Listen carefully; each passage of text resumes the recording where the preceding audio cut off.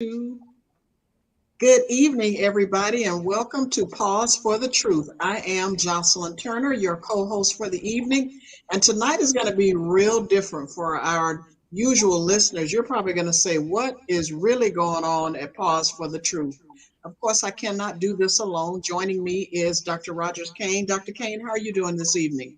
I'm doing well. I'm been rather on one of those busy Tuesday post Juneteenth celebration day. Of course, that makes it busy at my office. So Yep, hopefully I I can can imagine. contribute to the show.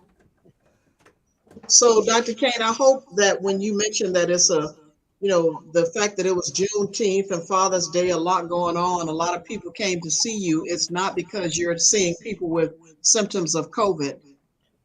Well, now Not yet. COVID hasn't went anywhere. COVID is here for here to stay, at least for now, anyway. So, but it was not all COVID. It was follow ups and stuff like that. But neither here nor there. I guess they want to hear about my rotten day. I know, right? Thank you. I'm glad you cut it off instead of me cutting you off. So tonight, again, we're turning it a little different. Kane is a family practice physician, and I, of course, am a health educator who spent the bulk of my career in public health. And everybody's probably going to say, why in the world are you all talking about the influence of Black music? That's because, just in case you didn't know, June is African American Music Appreciation Month, created by President Jimmy Carter in 1979. It was an opportunity to celebrate the African American musical influences that comprise an essential part of our nation's cultural heritage. Each year, and I think most recently, even in 2022, President, um, good gosh, President Biden even declared something different for Black Music Month. Now, we have two distinguished guests with us tonight. One you'll recognize, Don Bell, because he's been here before, and we talked about the fact that although we may have professional expertise in one area, we also have expertise and or interest in other areas. So I call him a multifaceted, multi-talented person. Welcome back, Don Bell. How are you this evening? I'm very good, and I'm glad to be back. Thank you, thank you. And also joining us, and Don will talk as well as our next guest. You'll learn more about them as the evening progresses. So welcome, Mike. Is it Canton? I don't want to Canton. box your name up. Canton. Yep. Welcome, Mike, to the show. Mike is My with pleasure. WYEP. So these are two Pennsylvania guys that we have joining us tonight. And I say Pennsylvania guys because, when you live in a state, you can live just about anywhere. But I think that they claim Pittsburgh, if I'm not mistaken. So we're going to say that. So I'm going to start out with Don. Don, and the reason I'm starting out with you because obviously, we have a mutual connection in terms of my good friend Tina. And when Tina and I were talking about Black Music Month, she's like, "Oh, you got to use my brother." Don, tell me a little bit about your interest and your history with Black music. Well, I was talking to the your guy who was the audio person earlier, and I think I grew up just as like many other kids as a young kid. Tina's my sister. We grew up in an urban neighborhood, and based on that, my mother was a very strong woman, a disciplinarian, and kids want to go out and play and everything else. I wanted to play basketball and do my thing, and Tina and Timmy are my seniors, in age, but my mother said we had to clean the house first before we went anywhere. So the first thing we did was throw on the 45s. We had to put on the 45 so we could we're gonna clean the house with some rhythm. But Black people just aren't gonna be stoic and do those things. We're gonna bring a little flavor to it. So we would do that, and then it was pretty dynamic. It was from we'd hear you'd hear Junior Walker and the All Stars. I think that's when the first time you'd hear somebody playing the tenor saxophone, and you heard that jazz mixed in with R&B. You hear, the great Gladys Knight, the great Kirk Franklin. You hear, Wilson Pickett, in the midnight hour, and all those great things. I think I grew up in the 60s and 70s, 80s, and I absorbed all those musical influences. Ironically, though, I also love the Beatles. I say when I saw them on TV, and I would love the Beatles, and not as much from a musical standpoint sometimes, but a compositional standpoint and things like that. Because one of the things that I've always found interesting is when people, sometimes people really, when it concerns music, they get into some really elitist frameworks. And I hate to say this, that can be sometimes. Well, I'm not gonna. I'll retract that. I won't pick out a particular genre that can be kind of strict in their outlook. But it's multifaceted. You grew up in the 60s, you heard a little bit of everything. Like I said, you heard the Beatles, you heard Sly Stone, you heard Jimi Hendrix, was a big influence on me. You heard all types of things, but more importantly, 1968 was a pivotal year in America, where you had major assassinations of Black and white people. You also found that music was also in a soundtrack of our lives. Because we had, there was a lot of music that was played, at that time, especially going into the 70s, where you had the blaxploitation era and on, where you had Curtis Mayfield, who really brought music home to you. Everybody could really be familiar with things because they were talking about, you could relate a lot of music in the Black music in those eras to someone in your family, to your neighbor, to someone who had died and everything. Freddie's dead. Everybody knew the story because everybody saw Freddie. So, yeah. So that was what, music was to me. And I pretty much absorbed all different types of musical experience because basically I'm a searcher. I'm an explorer, with everything else. I don't just pick one over another. Even I don't have to really, it doesn't have to really hit me in my ears, but I want to know more about it. I pretty much have become a professional student. One of the things that you say for people who are young enough not to know, you mentioned 45s. They don't even know what 45. Some people might not even know what 45s are.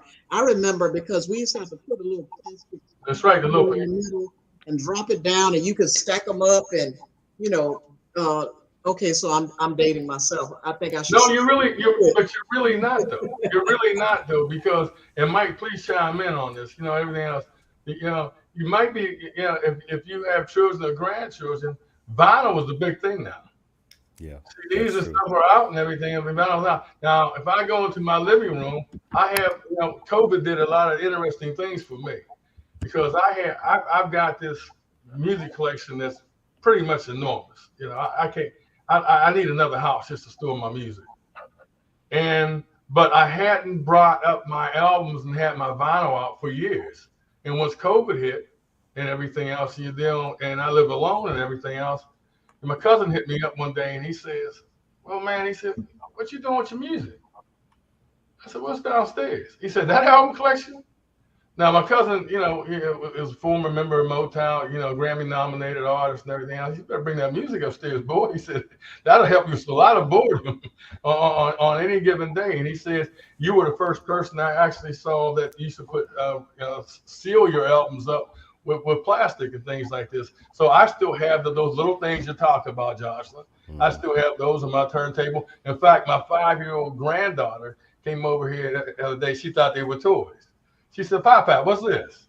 And so, you know what? So vinyl with the younger generation is current, and, everything comes back. There's nothing new. Yeah. Well, 45, they thinking about a handgun. If when you say 45 with some of the people, the kids that we have these days, they can't appreciate the vinyl records like we do, and we do and have. Some of them. That's why I like about. I'm gonna stop you on that one. These younger generations are buying more vinyl than the older generation. Are they buying the albums or the 45? Oh, they're buying the albums. They're buying albums. Yeah, right. I mean, because my kids brought me some albums. Even though I got a stack, they don't know about it. I got some up in I got some records going back to the 1930s, believe it or not. But that's another conversation. I got So, some fresh. so Mike, we're going to bring you in the conversation. Sure. So tell me, I can say I see Mike Kenton, WYEP, and so tell me about your history with music and and how you got involved with Black music, other than we all had a personal interest with it. Yeah. Well, the thing is, Don and I talk from time to time. In fact, we talked earlier today. Before I get into, me, Don, you were talking about, the Beatles.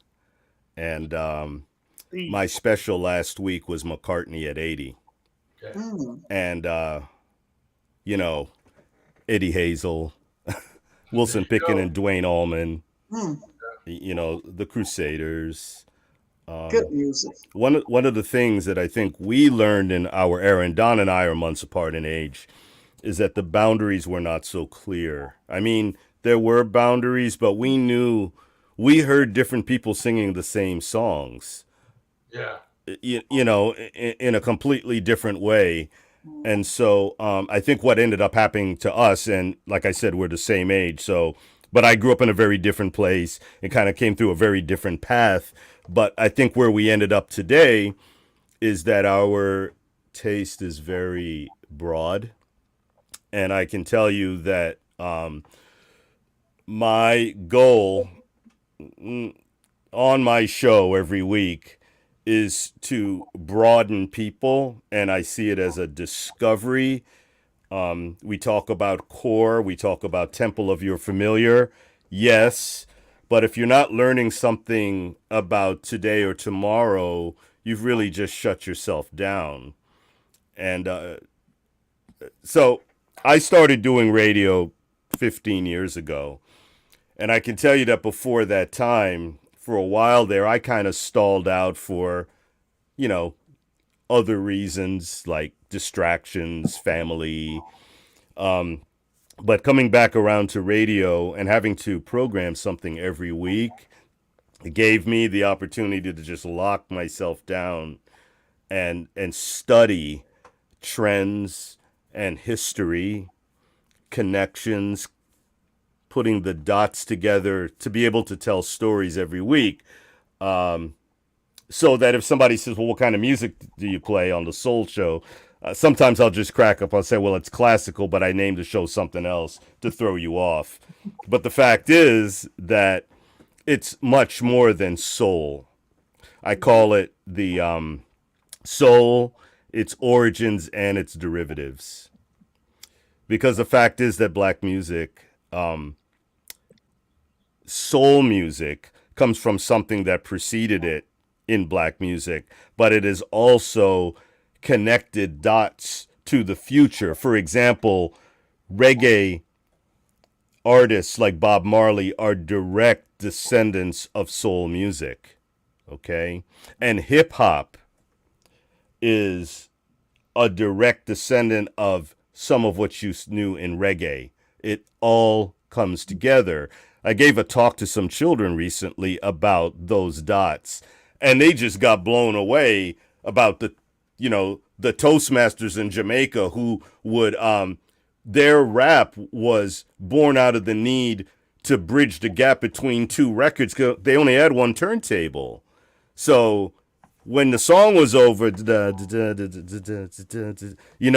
then put the next record on and then go again, that was the origin of rap. Okay.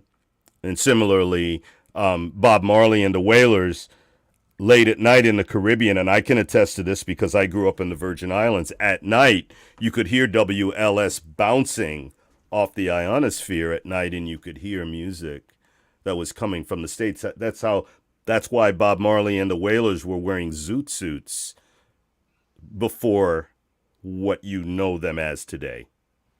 What's a zoot suit? You know what a zoot suit is? You go watch the Malcolm X film with Denzel in it. That's and then right. you'll see the guys with the zoot suit, the wide pants and everything else. Yep. I mean, they was they had a name. I didn't know that. Never heard that terminology. Yeah. When by the way, as we were talking about doing this, I know what I know, and my background, as I mentioned, is public health. I was reading something that talked about the world's very first recorded music. Yeah. And it said Black music's influence emerged far earlier than many realize, with the earliest recorded commercial music. In the late 19th century, formerly enslaved George W. Johnson was one of the first people to record music using the phonograph. He had a flair for it. By the mid 1890s, Johnson was producing the United States best-selling songs. His achievement was all the greater because mass production back then was not as simple as hitting save and share. Instead, a singer recorded sound waves on wax phonograph cylinders, running several cylinders at once, probably what you were referring to, kinda. A singer could make 3 or 4 recordings simultaneously. To succeed the way he did, Johnson would have had to sing the same song 50 or more times a day. Later came Mamie Smith, the first African American blues artist to make recording. In 1920, she made history when her song Crazy Blues sold over 1 million copies in a year.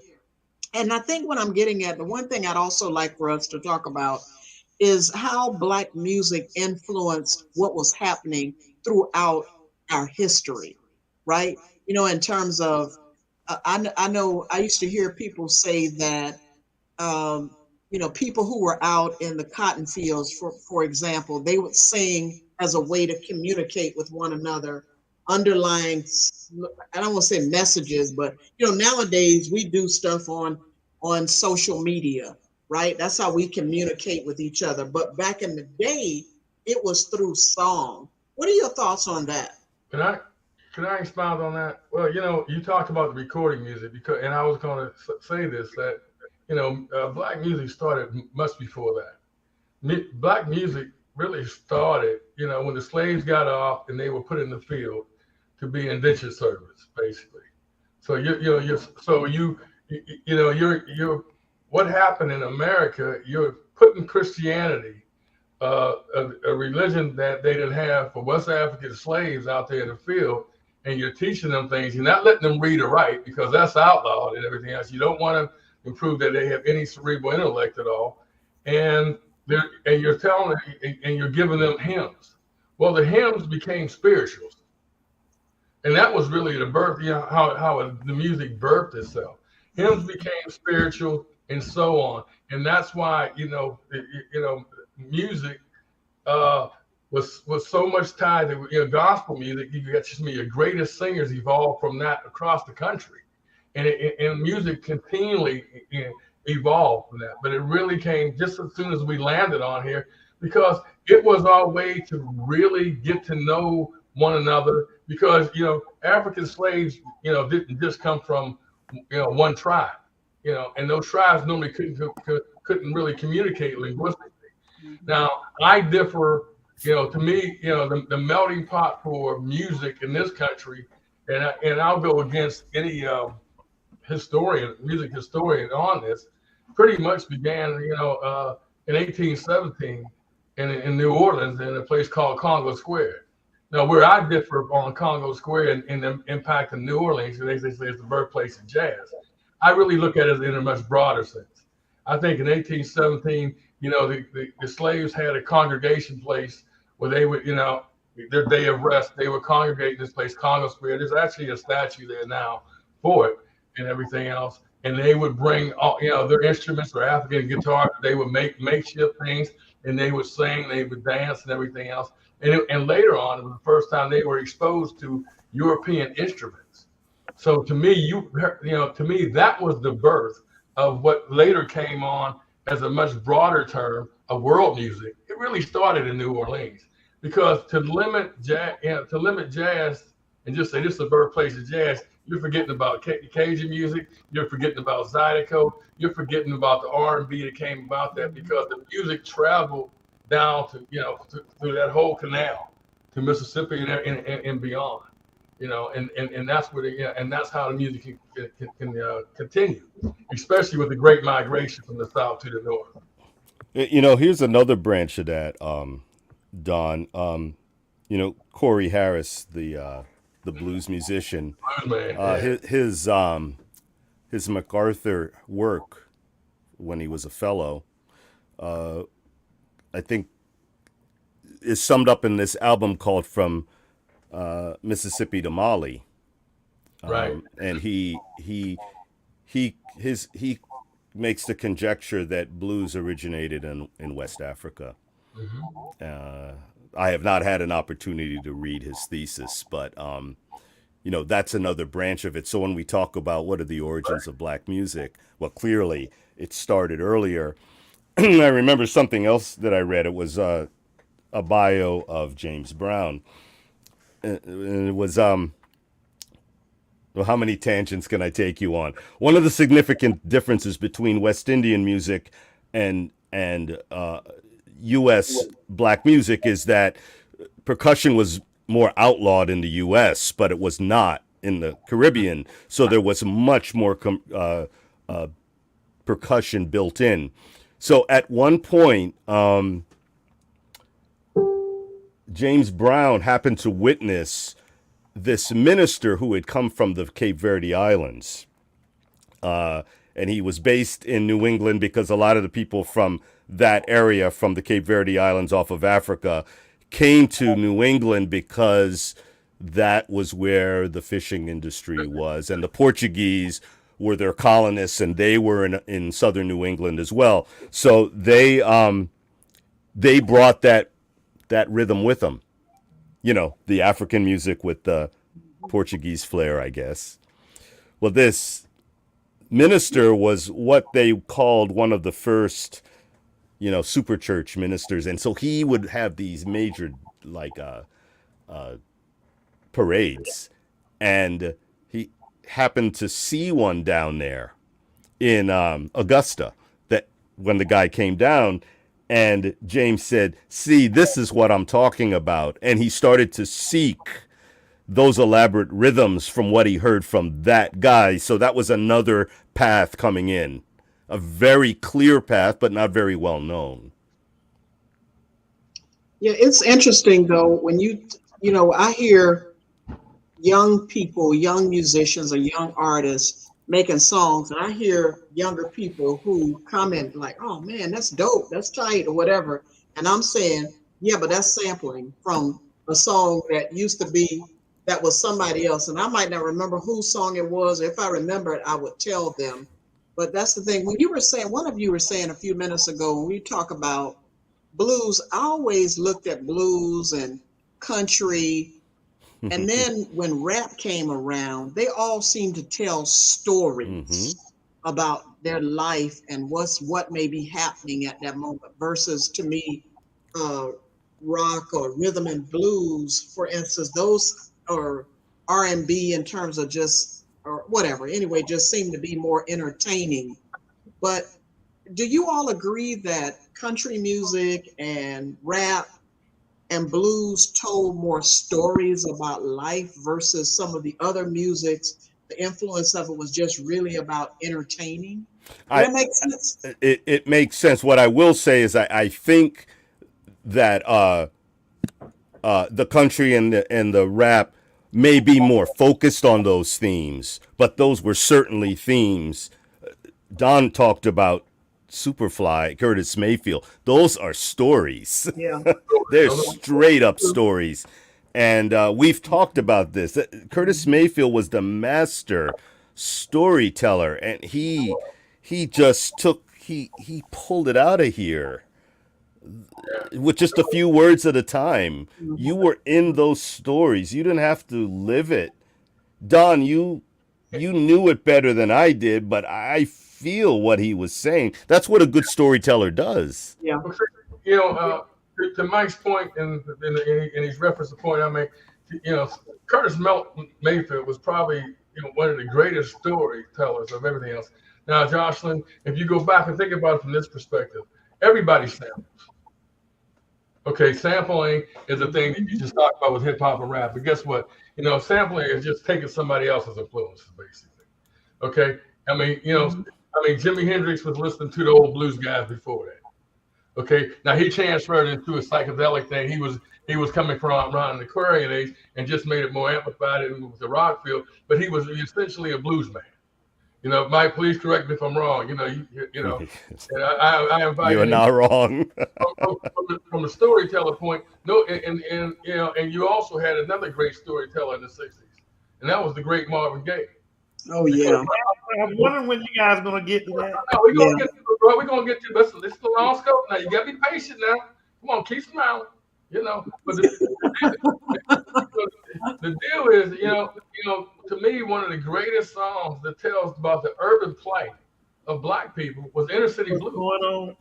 No, not even on the same album, pretty much. Inner City Blues makes you want to holler. We didn't do it in my life, because that was what he did. To your point, Rogers, what he did was so beautiful about what's going on. Right. It wasn't as insular talking about the black community, because on that album, which is a masterpiece to me of black music, because it was talking about the ecology. Yeah. And Mercy, Mercy Me. So far ahead of time.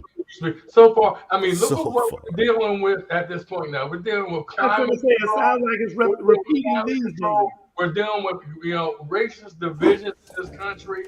We've had a president that's really they're coming out with everything. He assaulting his own assaulting his own house pretty much, basically. So the storytellers have always been here. Now, to your point, Joshua, you always had the more popular stuff, but the great artists were always storytellers. Okay. Hey, Tyrone, I'm looking for my mute so my dog doesn't drive everybody crazy. I'm sorry. Is it okay. my mute?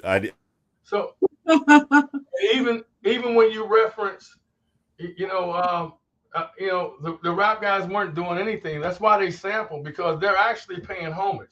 I mean, when you think about the 60s, one of the greatest anthems was, James Brown saying, "Say it loud, I'm black and I'm proud." Oh yeah. That's what everybody was doing, that, putting their fist up and everything else, because that was the movement come from. Now, and you regurgitate it, and hopefully you expand on it, as the years go on. I was talking to Mike earlier, and Nas has been one of the best hip hop rappers to come around. And I said, and Mike was talking about Nas. Well, a good friend of mine is a great jazz musician by the name of David Murray, and he had a guy to play cornet and trumpet in his band. Okay, his name was Olu Dar. Okay, well, a lot of people don't know it. Olu Dar is Nas's dad, and he did, which is what we're talking about. He made a song. They did a song together. It's called "Bridging the Gap." And that's what this whole conversation is about, bridging that gap between generations. I think sometimes, parents, when they lose their kids, this is my opinion, is that they divorce themselves from their kids' reality. You know what? You can say you hate hip hop, you hate rap, or everything else, but you know what? And then your kid, you're creating this division between you and your kid. The kids said, Mike brought up a point earlier, said it's the same thing our parents said when we were listening to Hendrix, we were listening to Sly Stone and everything else. So sometimes we got to be careful of what we divorce ourselves to and engage more, because we got to keep the fabric of the community intact. Because now now it's spread out. Everybody's living all over the country, all over the world, everywhere. So that's just my opinion about that. But to me, you had some of the greatest storytellers with Curtis Mayfield, James Brown, those guys, Curtis Mayfield, Marvin Gaye, they were just incredible. And they're just a few. Yeah. Aretha brought. Yep. Nina. I think the one thing that Gil. gets me, one thing that I think about also is we've tried to, and Tyrone, our behind the scenes guy, has come from behind the scenes. Tyrone reminds us, having young sons, or sons rather, those young adults who talk to us about, making sure that we know how to communicate with our folks. I think the thing that gets me, though, sometimes in some of the young songs, and don't shoot me, this is just one person, in my opinion, is, and I know it's generational, but the vulgarity, if you will, the language, like, why do you have to, can you just sing a song without using all the words that you don't use when you go to work every day? Maybe you go to work every day and talk to people that kind of way. But if I turn on the music, I would like for anybody to be able to ride in my car and listening to the music that I'm listening to without, I got to change the channel because somebody else. That's the only thing that's a turn off to me. And I know generationally, we all have our own different music. But I think I think that's just the one thing that bothers me. And Tyrone, you may have had, I don't know if you ever had this conversation with your sons about the music of today versus the one that they probably think is boring and dry that we used to listen to back in the day. Yeah, I was listening, and I just want to thank these two guys for coming on and giving this information. One of the things I noticed right off is the amount of history that we're talking about. Awesome, awesome. And I want to get into that later, but I want to respond to what you were saying, Ms. Johnson. Having an opportunity to talk to my sons and their friends. The statement I continue to hear is that we, as adults and parents, we seem to isolate the ones that are of the vulgarist nature. You'll have a performer, new rap performer, he comes out with an album, CD, whatever you want to call it, and one or two of the songs on there has vulgarity, and you miss all the other content that is speaking to the things that the generations are dealing with today. And so it is that as a part of teaching and training and getting to the point where we can communicate with both the young and the old. I think Don said it.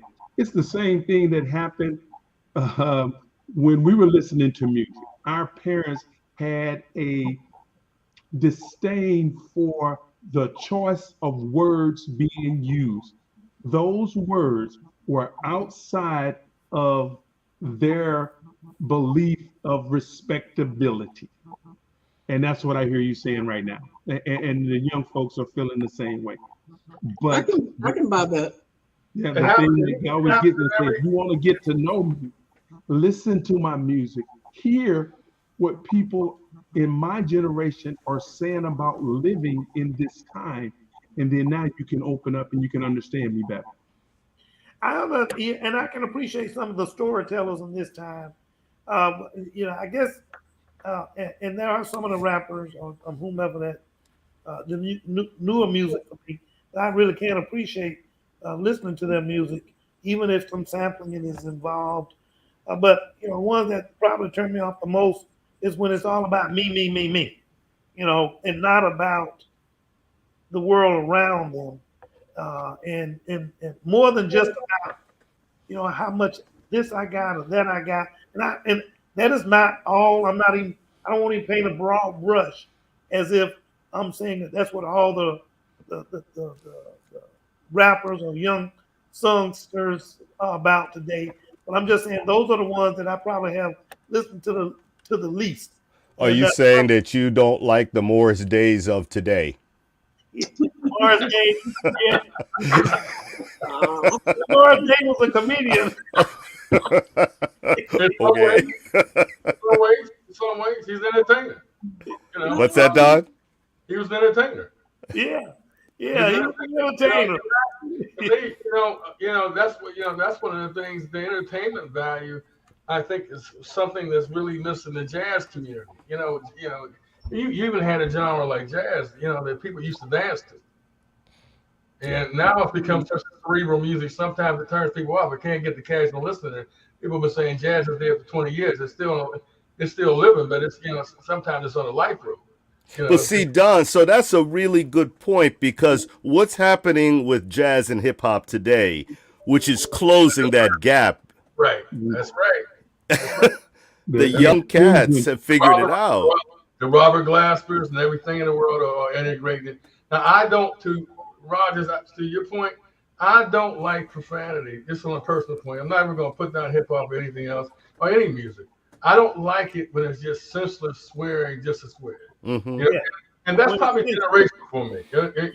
And see, but I'm a hypocrite about that. So don't get me wrong.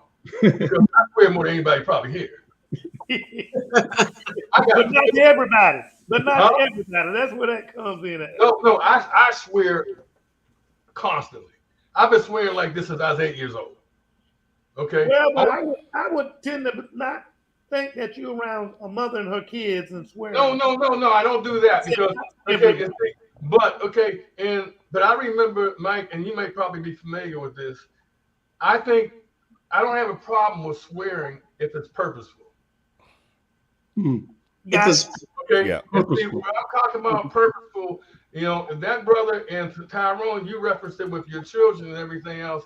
If you're talking about your kids' friends and your kids' friends listen to a rapper who's seen 3 of his friends die in the street that had no reason to die, he's talking about you know that urban environment and the destructive urban environment, whether it's police or whether it's our own.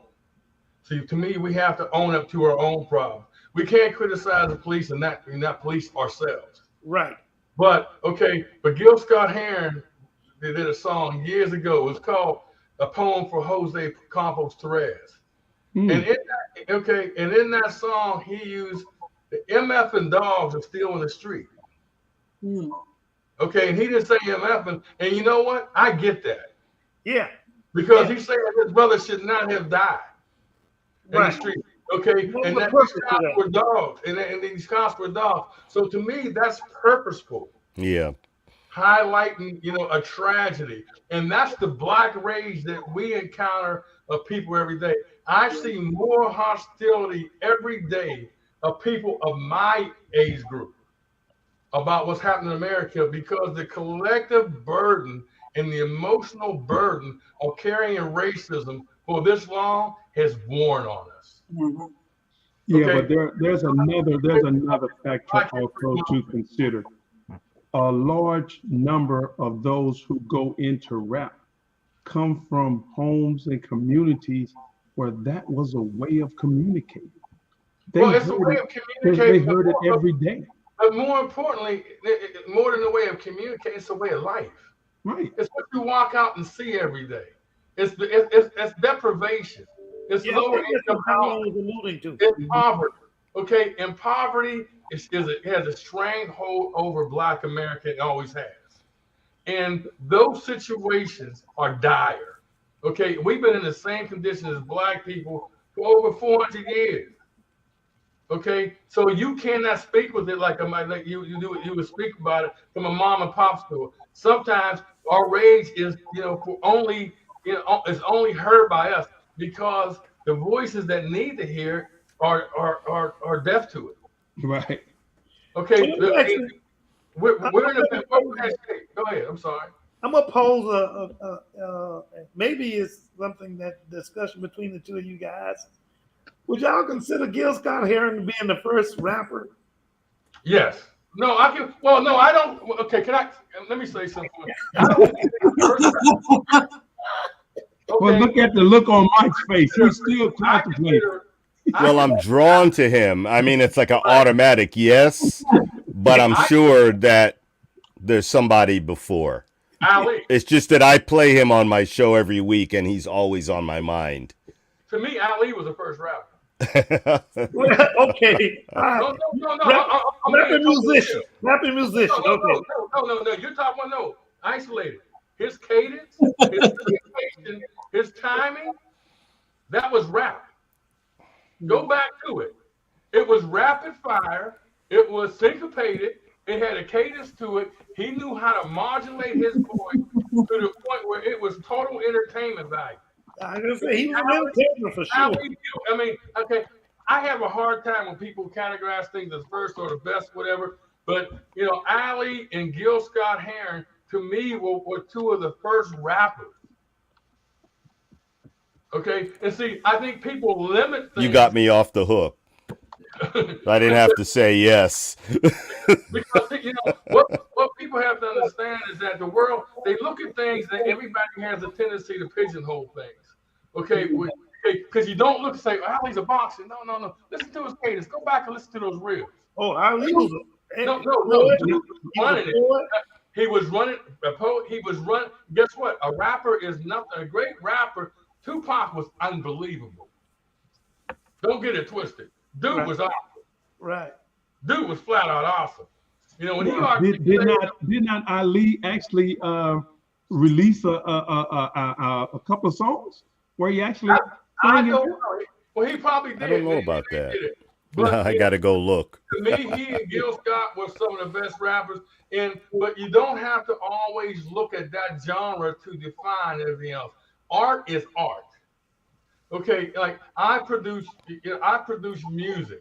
Okay, but my major influence is not a musical artist. It's Romare Bearden as a painter, as a collage artist, because how he was putting things away conceptually. So everybody gets influenced by everything else. You're influenced by everything you see, feel, and touch. Okay, and those myriad of experiences, it allows you to create great art. So to me, I can never take away the significance of Ali in hip hop or Gil Scott or and to a point James Brown. So let's talk a little bit about, I want to switch gears with you, a Okay. different genre of music, and Sure. talk about gospel. Because to me, gospel is one music that it's not what it used to be in terms of, and I can honestly admit, when I sang in the choir, we used to fuss and say, can we sing some newer songs instead of all those old spirituals or Negro hymnals of back in the day? But I found that sometimes you need those, right? It depends on what's going on with you at the time. And Dr. Kane and I have had a conversation of how this generation, some of them don't see spirituality, organized spirituality or church as others. What are your thoughts on the evolution of gospel music and also the fact of how it's even changed and infused hip hop into today's gospel? Well, the infusion part, you just made me think about something. Um, I didn't think reggae was going to last. I loved it, but I didn't think it would last. Mhm. It infused itself into everything. Hip hop's doing the same thing. I call those two every man's music, okay? Because of the ability for somebody to just jump right in with little resource and get something finished, okay? With some good words and a beat. In the case of reggae, you play a few chords. I think I tried playing reggae songs on a guitar before I tried anything else. It was easy. But it's every man's music. So, yes, I understand what you're saying, Jocelyn, about we need some good old. But going back to what Don said, time doesn't stand still. Hmm. And we have to, we don't have the right to stop time because it's our time. Yeah, yeah. I'll stop there. And another thing, if you go to any church today, the one segment that you continue to see dwindle is the young adults, Mhm. right? So there is a part of spirituality in the older gospel that filled a generation, and it motivated, it moved, it cured, it comforted, it did all of those things. But the beauty of music, and this is just personal opinion, the beauty of music is the ability to transcend that for the listener across all genres, all generations. And so when you want the same thing to be said of the newer generation, then the music has to speak to them. Yeah. One of the things I found extremely interesting was the backlash that Kanye West got when he put out a gospel album, and he got that backlash from the gospel industry. Mhm. Well, if you look at the whole history of this thing, and thanks for that insight, Tyrone, is that in Joshua, what you're talking about, and how it changed generationally. Sam Cooke and Aretha Franklin face the same thing. Yep, Good Mhm. They face point. the same thing. good point. Awesome. They face the same thing. Okay, Sam Cooke was singing with the Soul Stairs, singing gospel, just singing his damn butt off. Oh Lord, my God. Okay, and then he got bashed because he said, "No, I'm gonna do some secular music. I'm getting out of this thing and everything else." But he still kept his framework there because he still did change got to come. Oh yes, it will. dude broke it, and Aretha, still was singing socially conscious songs. So we can't expect life to not move. It always is going to move and evolve and move forward. And we have to look at these kids that we may call them, or these young adults, just like, our parents looked at us sometimes and saying, you know what? I ain't ready to listen to that voodoo child, man. They said, but you saying, wait a minute, Daddy, you know what? Hey, Jimmy got his own black band. We tend to banish our own. Mike and I love Hendrix, but you know what? He was basically ignored by the black community. Not by me. Loved him. We ain't say no. We say the black community. We ain't pointing fingers at you, man. We love you, dude. I love myself. Yeah, man. Rogers, I'm gonna send you a link. I found somebody who was at the Harlem Festival when Jimmy played, and he told me the story of how nobody understood him at that show. It was a few weeks after Summer of Soul. He didn't play there, but he played at the Harlem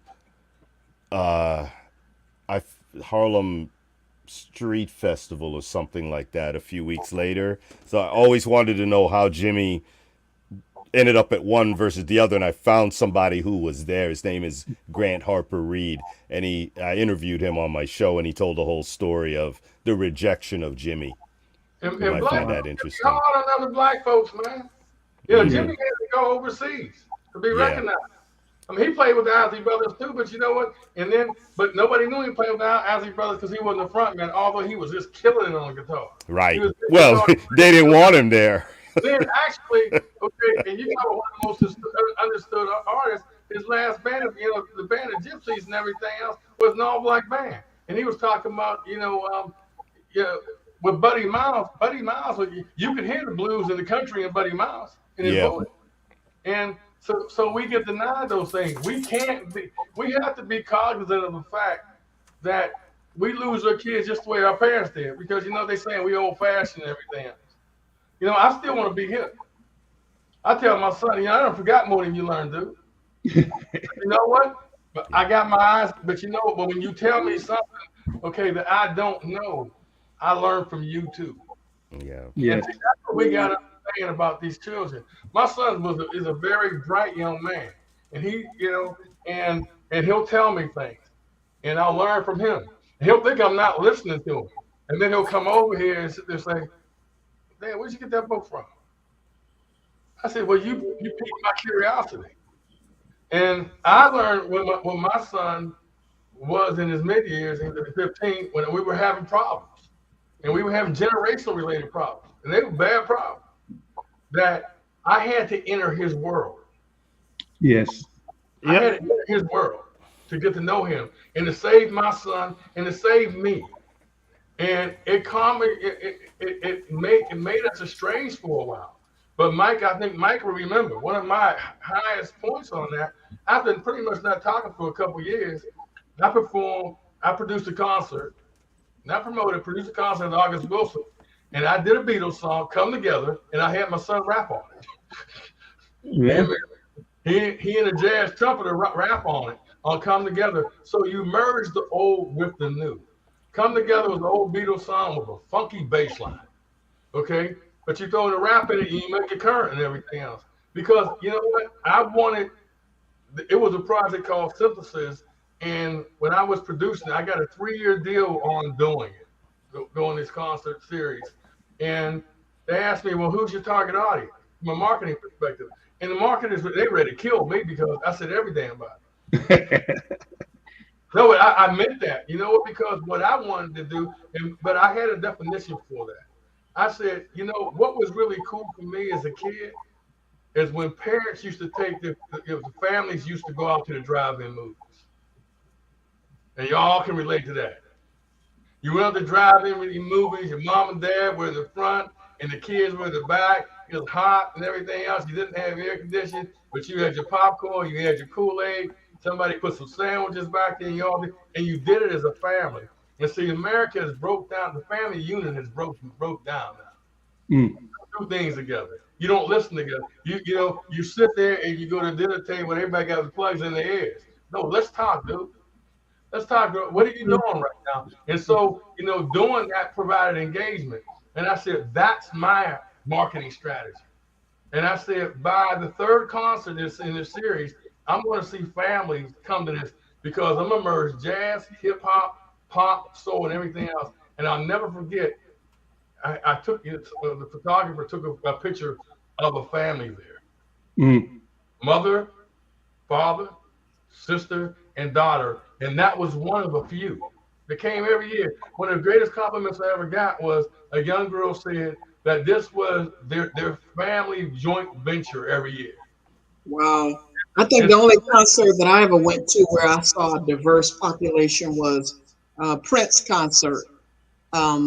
It was the one where he gave, I'll never forget in Jacksonville how much I paid for the ticket because it's the most being cheap that I've always been, frugal. I paid $81.50 for that ticket.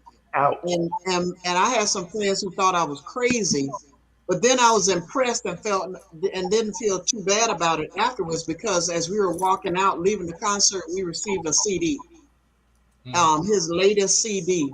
But what I always appreciated at a Prince concert and when I went to see Tina Turner's concert, did I see the most diverse audience that I had ever seen at a concert, other than when I go to the free, outdoor concerts here in Jacksonville. One question I wanted to ask you and you all is, how has Charlie Wilson stayed relevant? He is an artist to me that, he was relevant when I was a younger woman, but he's still relevant and seems to still, every audience seems to like and appreciate his song. Or am I the only one who thinks that? Don, you're going to have to say that because you remember the conversation at Eaton Park. This is yours. Okay. Well, Josh, you might have to excuse me for a minute. I gotta say a curse word. And it ain't real bad. Number one, he can just sing his ass off. I mean, no. Dude can just sing. No, and black folks will say he can sing. He can sing. He can say, let's just get real with it. See, I take the Star Child this shirt. I'm damn too old to be polite about everything. Charlie can just sing. He can truly, his voice, if you've ever you've seen him, his voice can carry all the way down the street. It's that strong. So he's in the pantheon of great black vocalists from the ancient to the future. But why do you think that's still okay? So he can sing, but why is it that he seemed to still reach younger audiences and people will always go to talent. Okay, and that's one thing. Okay? When you can really, there's not a great amount of great singers. Nope. Like I love Anthony Hamilton, I really do. However, and I just saw him on TV again. One thing I'm affected by. When you see him in person, he doesn't have a whole lot of range. Okay, his voice don't go down the street. It's not powerful. And intonation, how his speaking voice, how he's getting the syllables out and everything else, it's damn near picture perfect. And the other point, now he grew up in the 60s and 70s, and his lasting power is that what he's done smartly is market himself and associate himself with the younger people. He's had Snoop Dogg on his records. Okay. He's had Boys II Men, the youngest singers, on his records. So, when you go from Snoop Dogg to Boys II Men and having all those different artists and rappers and everything else, and those rappers are calling on him just like they're calling on Anthony Hamilton. Anthony Hamilton became the premier vocalist for hip hop artists. At one point, everybody wanted Anthony because he had that. He's this year's Al Green in terms of being a stylist. And a stylist is somebody who can just sing differently, and there's just something really pleasing about how they communicate with their voice. So he's marketed himself well. He's been able to align himself with the rappers. When you get with Snoop Dogg, who do you get with? You get with hip hop. Great. Yeah. Okay, you get with you cross over to Dr. Dre and everybody else, and then you hear, and he's been on Dr. Dre stuff on things. So they're sitting there saying, So is that why, Don, that Bruno Mars and what's his name, were they trying to reach a different audience, Anderson .Paak, while they created Silk Sonic to try to also reach out to a different audience? And then Anderson .Paak gets in costume, and then even the backup singers too, the Bruno Mars backup singers, all of them are in the, I call it the Temptations and the Spinners' old outfits. well, see, You know think what I about mean? it. Yeah, I do know what you mean, and Mike knows this too, and he knows one of my friends. One of my friends is in that band. You know, That's Maurice Brown. Brown. Maurice Brown. It plays in Silk Sonic, and he's the trumpeter and everything else. And were they trying to reach it? I can't say what was in their head, but if you're a true artist, you're always trying to look to different avenues. Now, if you listen to that Silk Sonic album, you're going to hear a lot of different other things. You know, you're going to hear the funkadelic in it. You're going to hear some old school R&B in it. You're going to hear, and they're paying homage. I don't know if they're even trying to do that, but because Anderson .Paak, some of those guys, if you look at them, even with Bruno Mars, though, you know what? Before Bruno Mars, it was Michael Jackson. Before there was Michael Jackson, there was Sammy Davis. There's always been great dancers. There's always been great entertainers in music. And to really get good, you got to take a look at the past. Can you guys? A dancer, you know what? Can Bruno dance?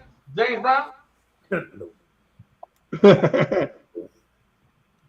They both bad.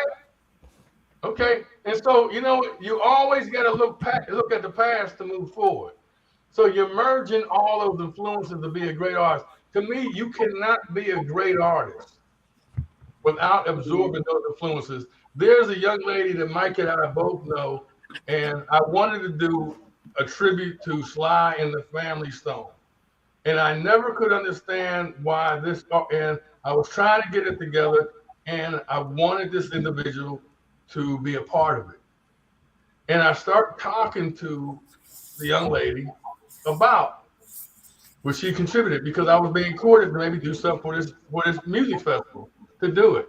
And so, and then at that point, I could see there was a blank look on her face. And she said, I never heard Sly and the Family Stone. And I'm like, you never heard Dance to the Music? And then I started talking to her about music, and then I found out what was the gap, why this individual that had so much talent hadn't moved forward, because she hadn't absorbed enough. I didn't get into music till later in life. People have told me I could do it for years, and I thought they were nuts. Okay, can you guys tell me another? I know we got a short amount of time left. Just a couple of artists that have transcended generational music, in your opinion. Oh, well, I've got one right now that's blowing me away. His name is Fantastic Negrito, and I have not seen him perform yet, but he blends so many different styles of music. I just did a music review on his album, and on his latest, it's called White Jesus, Black Problems. And the very first song, I said, it's a mixture of the Beatles, D'Angelo, and Prince all in one. Oh, my. In one song. I'm just starting to catch up on his story. He's in his 50s. I think he's put out about 4 albums, but I feel like he's really coming into his own. I normally, so why is he, what did you say, somebody to look toward, or who's important today? I think he's important because he blends a lot and doesn't seem to care if he's popular. But I think he is, and I can't wait to see him. So that's one for me. Don, your turn. Are you talking about maybe current artists that are transcending? But the people that may have been, let me put it this way.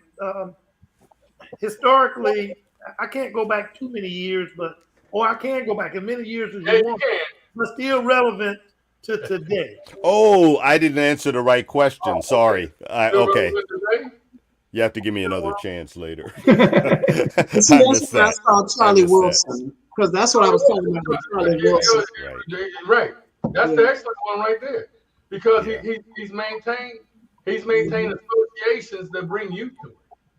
But look at even Kirk Franklin, though. Look how Kirk Franklin brings in. I saw Kirk Franklin on television last night. He now has such a diverse group of young people, of people singing with him now. I saw Asian, white, black. I mean, just, it was amazing how he's brought so many different people together to sing with him. Yeah. And I don't know if his people are just, I don't want to say experimenting, but Yeah. they just, as Tyrone says, paying attention to and really trying to bridge that gap with the other generations in order to, I don't know if it's to stay relevant or just simply because they're restless. Well, not trying to stay relevant. Well, I think what you talked about, Anderson .Paak and Bruno Mars, the Sonic project. It's an awesome project. It's mixing old and new, and they do it quite well. That's a nice album. I have not heard it yet. I need to get it right now. They have on that, Mike? Bootsy's on it. Well, I was going to cheat when I had to come up with my new answer. I'm going to cheat. Bootsy Collins and George Clinton together transcend. Yeah. And you can hear Bootsy. I mean, he's just not on it. Yeah. You can hear Bootsy and can hear the presence. So you know what? Everything is always going to have elements of the past and what's next. And see, that's what you got to merge. Music is just such a wide spectrum. You got to keep on rolling with it and create something new. And you know what? Because they did nothing but what we did. Because their parents, they probably heard Bootsy. Well, what's the telephone bill? With their parents out. And they said, that's what's, people get mad. It drives me crazy how people get mad about sampling sometimes that are put it in a box. Mike and I had a good conversation about earlier. He's not one of those cats. Okay. But sampling is just a way to pay respect to the old. And guess what? If they had signed, contracts and they had publishing contracts, they get paid. Because so many black artists have traditionally got ripped off. So when you say, oh, you're just sampling that, no, that brother that's on pension right now who can't dance anymore is getting paid. Hopefully. Yeah. And that's a great point. And let it be known that the younger generation is paying attention. Thank you. No, they're digesting it. To your point, right. If you listen to LL Cool J Rock the Bells, they have a segment on Saturdays. They said they rock this year, and they take the old music, whether it be jazz, R&B, and then they show the young generation how that was taken, modified, and sampled into the new songs that they're listening to today. Right. And giving them the understanding of the power of good music. The couple of things I wanted to say as I was listening, and it's easy to get caught up into this. And one of the things I was hearing is that when we was talking about Charlie Wilson, he is just a good singer. He can sing, but he's also a great performer. When you put together two aspects within the genre of producing, giving music, an individual who has the voice, the pipes, the ability to deliver, and also the ability to perform and give the people what they come to see, that's when you can create timeless music. And to your point, you say old music and everything else. To me, music never gets old if it's good. Right. Yeah. If it's really good, it's ageless. I mean, some things are really timeless. You know, I mean, you can still if you go on YouTube right now and so James Brown dancing, you're gonna be just getting just back in that groove that you did. Your shoulders don't be moving, you're gonna be getting with it. If I hear Tupac rap, you know, I'm bopping my head, my car, and everything else. I don't want to be my parents, okay, and have that cultural and ideological deficit and disconnect. Right, right. You Because know, you that know, one of the most popular things on YouTube for a while was, or Facebook, was that Japanese culture that took James Brown's song and were dancing to it. Uh, yeah, I think probably most of y'all have seen that on either Facebook or YouTube or whatever. You know, it was really, you know, it just people couldn't help but start bopping their heads to it because it was great music. Yeah. It is great. Yeah. Shouldn't say was as in the past tense. Yes, But great. it's great music. James had it going on. He was an entertainer. He understood music, and he was a showman. So yeah. There's a jazz group called the Art Ensemble of Chicago, and I love their slogan. And they say, "Great music from the ancient to the future." Great black music from the ancient to the future. Hmm. And to me, nothing better characterizes our lineage because you always have to look back to the past, but you have to be like that Sankofa bird too and look forward to the future and not have that disconnect because it's such a Well, wide. gentlemen, I will say this here, and this is obviously a conversation that spans our history and could go way longer than our show. And I know for myself, I'm sitting here not only enjoying listening and taking in the information. Hence the reason why I had to come from behind the scenes. Yes, you did. But, You had a good time. Looking You really here, had a Ms. good time. Jocelyn, and at this point in time, Ms. Jocelyn usually takes us to the point where we have I was getting there. so I'll let you go ahead, Ms. Jocelyn. Well, this has been an awesome discussion, as Tyrone said. I was sitting here quiet because, to be honest with you, I'm taking it in. I'm learning. But this is the time of the hour where we say thank you for such a very engaging conversation. Before we leave every show, we like to allow our guests an opportunity to give their final thoughts about our topic for today. And that is today's topic, of course, as you know, is the influence of Black music. So I'm going to start with you, Don, and if you can just share your final thoughts about today's discussion.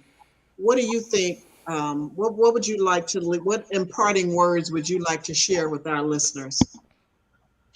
I would just say to the listeners, always, don't just put on something, a piece of music, and just put it down after one listen. Some music just hits you emotionally to your core and just makes you feel like tapping your feet, move your feet. But you know what? Other musics will elicit a very cerebral response. And don't divorce yourself from that. Give it a chance because, some things you don't, you look at food, you say, well, I'm not used to that and everything else. And I don't know what it smells like. It's foreign to you. So have open ears and open life and everything that you can do. It's just like traveling. You want to go out sightseeing, you're going to see something different, or you would have kept your butt home. Good point. You know what? Try some different things. Open your ears and everything else. Do it. I keep my ears open to all possibilities, and I learn from it. Okay, and that's not exclusive to this Black music. I can listen to Haydn, Handel Smith, all the great American classical composers also. Thank you, Don. And Mike, what about you? What are your final thoughts for tonight's show? Well, Don cheated because he took some of my thoughts. But one thing that I talk about on the air is I think, and I learned this word in high school, the word is archipelago. It's a set of small islands separated by some water. Maybe you take a little rowboat and you work your way through and you land here. I'll think of that as a piece of music. Well, don't stay there. Get back on the boat and row your way over to the next one and start connecting those dots that are islands and never, ever set boundaries. That's my theme. I don't want to hear what black music is and what it isn't, because some people will tell you, listen, I don't want to go on a tangent too much. I was on an airplane with this famous music critic. His name is Robert Kreisgau. He just saw me reading a Hendrix book. He started talking to me about it, and he said, I didn't like Hendrix. He was a sellout. What do you know? Don't tell me that. Okay? Ooh. I don't care if you wrote for the Village Voice. Okay? This is black music. You don't have a right to say that to me. Okay? We got to have a conversation after this on that one. Ooh. No, because Chris Guy is really a dude I've read a lot about. I know you don't remember this. I told you a snippet about this, but what was interesting was I didn't know who he was until I got off the plane. And it happened to be that he was quoted in the book that I was reading. I saw his name 2 hours after I got off the plane for the first time. And I said, oh, that was the guy that I was just flying with. But I still wasn't impressed. I was glad that I didn't know who it was. Right. Because he ticked me off. That's one of the conversations we need to have, Josh, is how the media has handled black artists. Yeah. And really defining us. Because right. That's been a travesty that nobody talks about. Still is. He told me he didn't like Hendrix, but he loved Shalimar. Oh, okay. Whatever. Well, thank you for those parting words. Yes. And Tyrone, what are your final thoughts regarding tonight's topic? Well, I mean, I'm that gonna brought you from behind the scenes. I'm gonna copy off Mike. It's really difficult to have closing words after Don so eloquently it kind of expressed. But the thing that I would like to leave with everyone is that given the opportunity, good music resonates with us all.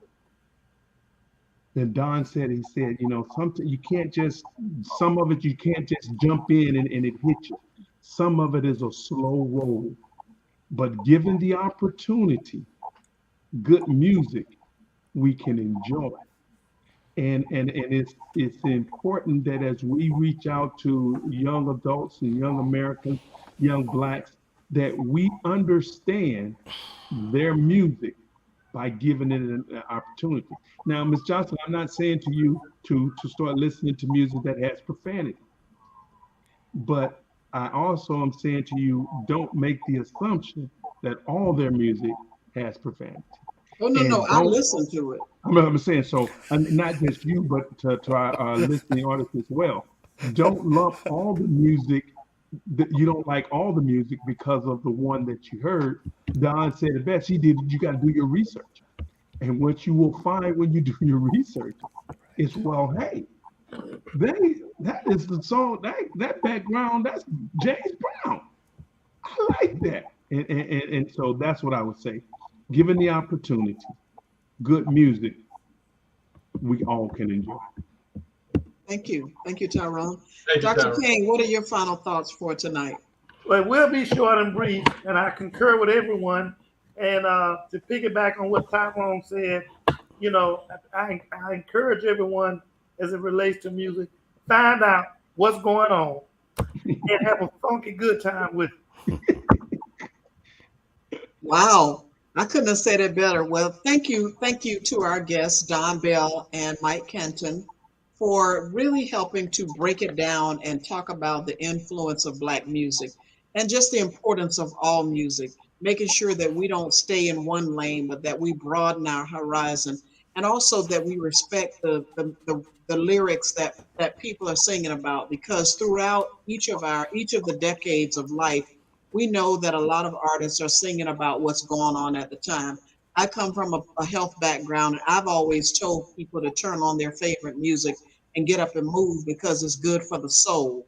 It's good for you to move because of exercising, in terms of managing your blood pressure, and just makes you feel, bring down your stress level.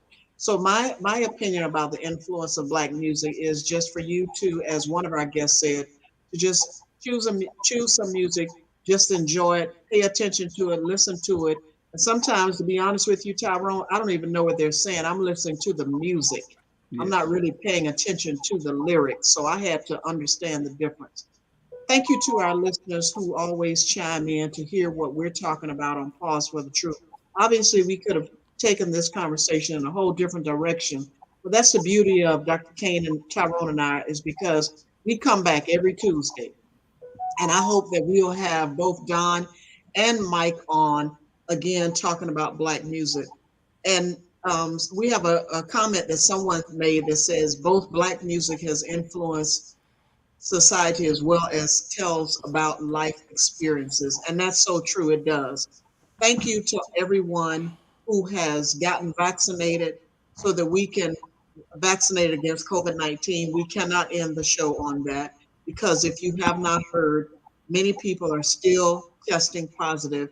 The vaccine is now available in most states except the good old sunshine state of Florida for vaccines for children under 5 years of age. But do your homework, talk to your child's doctor and your own doctor to see if the vaccine is best for you. But don't forget to wear your mask, wash your hands. And thank you, as always, for listening to Pause for the Truth. Join us next Tuesday, and thanks again to our guests. Good evening, everyone. Good evening. Good night. Thanks, Mike. Thank you.